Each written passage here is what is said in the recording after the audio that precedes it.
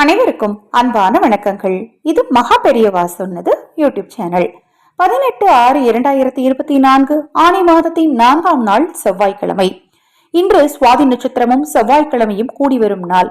பொதுவாகவே செவ்வாய்க்கிழமை முருகப்பெருமான் வழிபாட்டிற்கு மிகவும் உகந்த நாளாக இருக்கு. சுவாதி நட்சத்திரம் மகாலட்சுமி தாயார் வழிபாட்டுக்கு உகந்த நாள். இந்த 2 நாளும் ஆனி மாதத்தில் கூடி வருவது மிகவும் அற்புதமாக கருதப்படுது.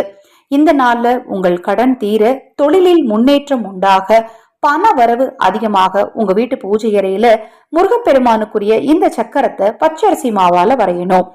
வரைஞ்சு ச ர வ ந ப வ சரவண பவ எனும் 6 எழுத்தை எழுதி நடுவுல ஓம் பிரணவ மந்திரமாம் ஓமை எழுதுங்க.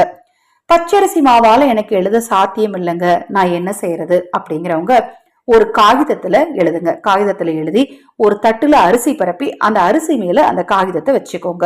இப்ப ஒரே ஒரு டம்ளர் அல்லது ஒரு சிறிய கிண்ணத்துல நீங்க துவரம்பருப்பை எடுத்துக்கணும். செவ்வாய்க்கிழமைக்குரிய தானியமான, அதாவது அங்காரகனுக்குரிய தானியமாக பாத்தீங்கன்னா இந்த துவரம்பருப்பு கருதப்படுது. அந்த தானியத்தை எடுத்து நடுவுல ஓம்னு எழுதிருக்கீங்க இல்லையா, அந்த இடத்துல வைக்கணும். எக்காரணம் கொண்டும் பிளாஸ்டிக் பொருட்கள் யூஸ் பண்ணக்கூடாது. சுத்தமான பாத்திரமாக இருக்கணும், எச்சில் படாத பாத்திரமாக இருக்கணும்.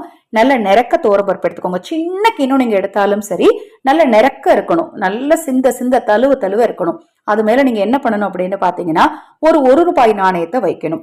இப்ப இந்த பரிகாரத்தை எத்தனை மணிக்கு செய்யணும் அப்படின்னு பாத்தீங்கன்னா மதியம் 1 மணில இருந்து 2 மணிக்குள்ள செய்யலாம். இல்ல அப்படின்னா இரவு 8 மணில இருந்து 9 மணிக்குள்ள செய்யணும். அதாவது செவ்வாய் நாள்ல வரக்கூடிய செவ்வாய் ஹோரை நேரத்துல இந்த பரிகாரத்தை உங்க வீட்டு பூஜை அறையில செய்யணும். முருகப்பெருமான் முன்னாடி ஒரு நெய் தீபம் ஏத்தி வச்சு முருகப்பெருமானுக்கு செவ்வரளி மலர் சாற்றி இந்த சக்கரத்தை வரைஞ்சு அதன் மீது துவரம்பருப்பை வச்சு அது மேல 1 ரூபாய் நாணயத்தை வச்சு மனதார உங்கள் கடன் தீரணும், பணம் சேரணும்னு வேண்டிக்கோங்க. முருகனின் அருளால உங்கள் கடனெல்லாம் நிச்சயமாக தீரும். அதன் பிறகு அந்த 1 ரூபாய் நாணயத்தை பணம் வைக்கிற இடத்துல வச்சுக்கோங்க. துவரம்பருப்பை சமையலுக்கு உபயோகப்படுத்திக்கலாம்.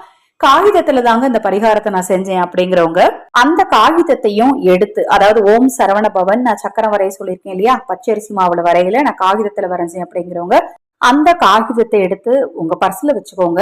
எப்பவாவது நீங்க ஓடும் நீர்நிலைகள் பக்கத்துல, அதாவது ஆறு, ஏரி, குளம், கடல், கிணறு இத மாதிரி நீர்நிலைகளை பார்க்கும்போது அந்த காகிதத்தை அந்த நீர்நிலையில போட்டுருங்க.